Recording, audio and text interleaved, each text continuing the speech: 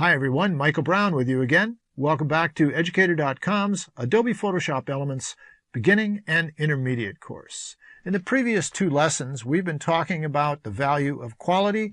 We've talked about light and color. All of this applying to my mantra, garbage in, garbage out. Always start with the best quality you possibly can at anything you do. Do the best you can at every step along the way to get the best quality finished product. In this regard, we showed you how to set up your camera to take the highest quality technical image from a resolution and sharpness point of view.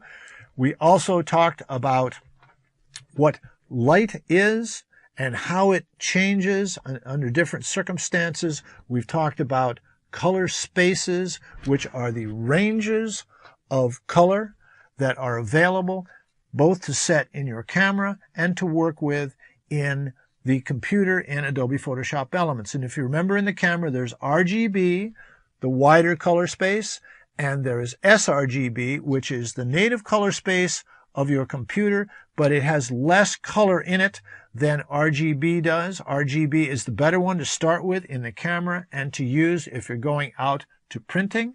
But if you're going to the web, remember, you want to use the smaller one, sRGB. The final two pieces of the equation to get everything right are white balance and monitor calibration. And white balance is making sure it's neutral color in the camera or working on it in Photoshop Elements. And monitor calibration is making sure that you see the best image right on the monitor. So let's get started with this.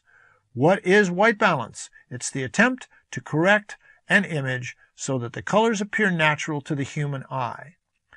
In your camera, you have white balance presets made by the manufacturer to attempt to correct for different color temperatures of light that occur with different light sources and conditions. First, let me talk about some of the conditions that there are.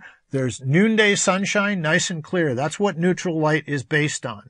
A noon sunshine, about 5,500 to 6,000 degrees Kelvin. Everything else is tried to balance to that. If you're indoors with incandescent light bulbs, they're down around 3,000 degrees Kelvin, so the light is very yellow-red. If you're shooting in shade outdoors, what you're going to encounter there is the sun is not your light source primarily. The light is from the blue sky, so it's a very blue image. Now, the brain and your eyes naturally correct, because of experience, any light source so that you see it as though you feel that it's natural. But that's a white balance correction by your brain.